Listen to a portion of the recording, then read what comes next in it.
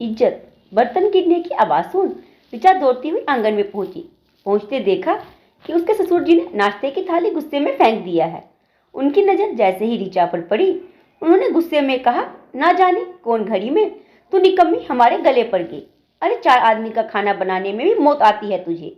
लगता है सब्जी में नमक नहीं, नमक की पूरी थैली ही डाल दी है।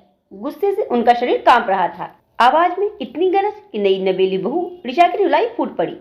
रूंधे गले से उसने क्षमा याचना की। गलती हो गई बाबूजी, गलती से 2 बार नमक डल गया होगा, आगे से ना होगा।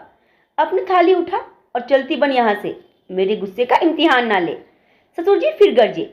बहू ऋचा ने सुबकते हुए थाली उठाई और रसोई घर की ओर चल दी। ससुर जी यानी महेंद्र सिंह बड़े ही रोबीले व्यक्तित्व के पुरुष हैं।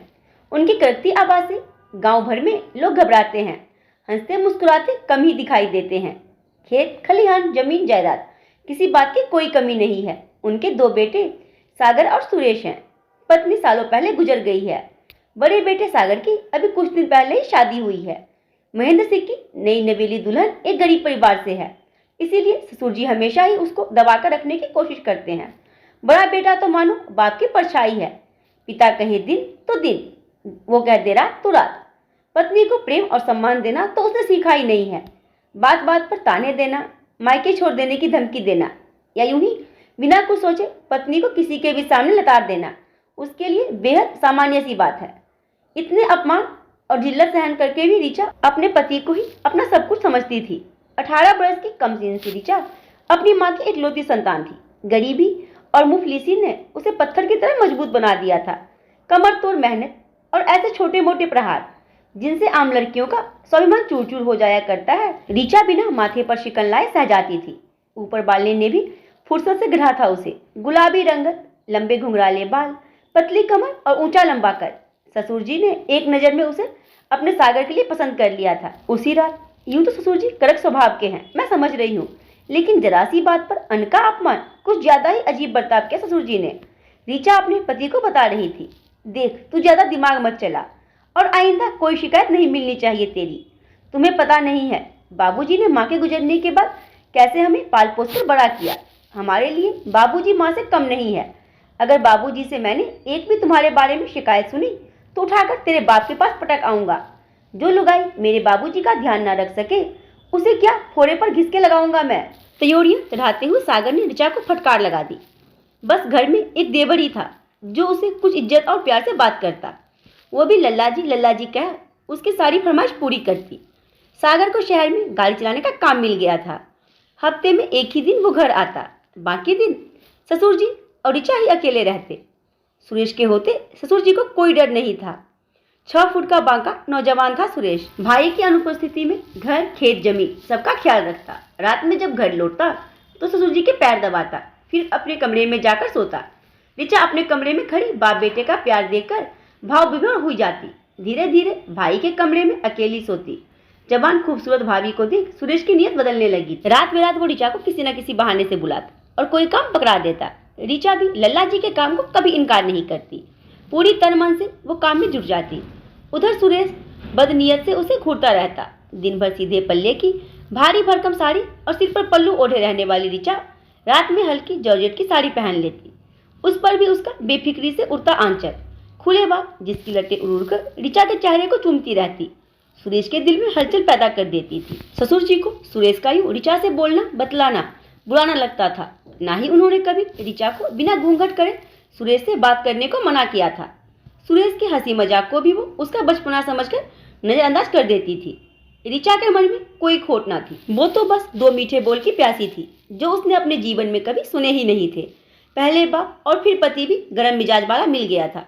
किस्मत में अगले पल क्या होने वाला था इसका अंदाजा नहीं था ऋचा को। समय बीत रहा था। सुरेश की गिद्ध दृष्टि भी ऋचा पर बढ़ती जा रही थी। एक दिन ससुर जी अपने खास दोस्त के बेटे की शादी में गए थे।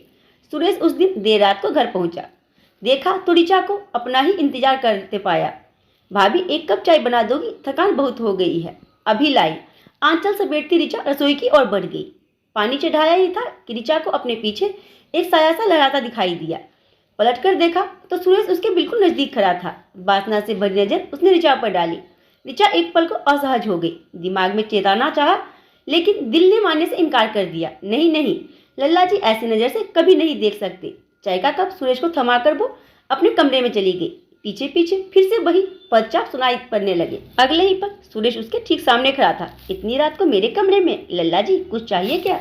तुम्हारा लल्ला नहीं हूँ मैं, सुरेश भी बुला सकती हो। हाँ चाहिए तो, लेकिन तो समझती कहाँ हो मेरी जरूरत। सुरेश कुटिलता से मुस्कुराया। ऋचा पर घड़ा भर पानी गिर गया हो मानो। इतनी बेशर्मी, इतना दुस्साहस। भूल रहे हो तुम्हारे बड़े भाई की पत्नी हूँ। अभी निकलो यहाँ से, नहीं तो ससुर जी को सब बता दूंगी। गुस्से में चीख पड़ी थी ऋचा। अच्छा, और तुम्हें लगता है बाबूजी तुम्हारी बात सुनेंगे? 1 मिनट में निकाल बाहर करेंगे तुम्हें, झूठी मक्कार बताकर। फिर बताती रहना अपने शराबी बाप को अपनी आप भी थी। वो ढीठता से मुस्कुराया। चुपचाप मेरी बात मान लो, किसी को कुछ पता नहीं चलेगा। मैं आपके आगे हाथ जोड़ती हूँ, आप जाइए यहाँ से। ऋचा गिड़गिड़ाई। मतलब तुम प्यार से नहीं मानोगी? एक ही झटके में उसने ऋचा को बिस्तर पर गिरा दिया। ऋचा जाल में फंसे पंछी की तरह उसकी पकड़ से छूटने को छटपटा रही थी। ये पाप है, छोड़ दो मुझे। ससुर जी कोई बचाओ। ऋचा बिलाप कर रही थी। खट से दरवाजा खुला। देखा तो सामने ससुर जी खड़े थे। कमरे में रोती बिलखती बहू, अर्धनग्न हालत में बेटा और लगभग वैसे ही हालत में बहू भी। सुरेश, ससुर जी गरजे। बाबूजी मेरी कोई गलती नहीं है, ये ऋचा ही मुझे बहला फुसलाकर।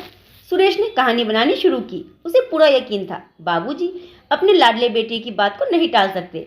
उधर ससुर जी ने अपनी छड़ी से सुरेश को पीटना शुरू कर दिया। महेंद्र जी ने अपने बेटे की बात पर विश्वास नहीं किया, क्योंकि उन्हें यकीन था कि उनकी बहू ऐसा कभी नहीं कर सकती है। उन्होंने तुरंत मोबाइल से 100 नंबर डायल किया और पुलिस को कॉल करके बुलाया। बाबूजी मेरी कोई गलती नहीं है। बहू हाथ जोड़े खड़ी थी, डर के मारे पैर कंपकपा रहे थे।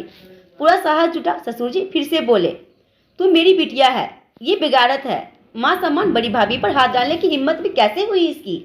मुझे क्या पता था, मैं औलाद नहीं सांप पाल रहा हूँ जो एक दिन घर की इज्जत को ही डस लेगा। मेरी बहू सीता है। सीता, तू मेरी बहू पर लालछन लगाने चला है? कमबख्त, तुझे जिंदा नहीं छोड़ूंगा। अभी मैं पुलिस को फोन कर तुम्हें उनके हवाले करता हूँ। तूने जैसे कृत्य किया है, तुम्हें इस घर में रहने का कोई हक नहीं है। तुम्हें तो अब जेल में ही भिजवा कर मानूंगा। मुझे माफ कर दो बाबूजी, मेरी कोई गलती नहीं है। मैंने तो आज तक भाभी को आंख उठाकर भी नहीं देखा है। घर में मुझे अकेला देख या खुद ही मेरे साथ जो जबरदस्ती करने लगी, इसमें मेरा क्या कसूर है बताओ? गरीब की बेटी की इज्जत इतनी सस्ती नहीं होती कि कोई भी उसे अपने रुपए पैसों से खरीद सके। ये बाल तजुर्बे से सफेद नहीं हुए हैं मेरे। सही गलत का खूब फर्क समझ आता है मुझे। थोड़ी देर में पुलिस आई और सुरेश को पकड़कर थाने ले गई। पुलिस के जाने के बाद ऋचा अपने ससुर जी से बोली, लेकिन ससुर जी आप यहाँ कैसे? बहू ने सवाल किया। आप तो अपने दोस्त के बेटे की शादी में गए थे, कल वापस आने वाले थे। ना जाने क्यों मुझे घबराहट हो रही थी। मेरा दिल नहीं माना, लग रहा था जरूर कुछ अनर्थ होने वाला है। मैं आधे रास्ते से ही वापस घर आ गया। आज अगर मैं घर वापस नहीं आता तो बहुत अनर्थ हो जाता। तुम मेरे बेटे की अमानत है, इस घर की लक्ष्मी है।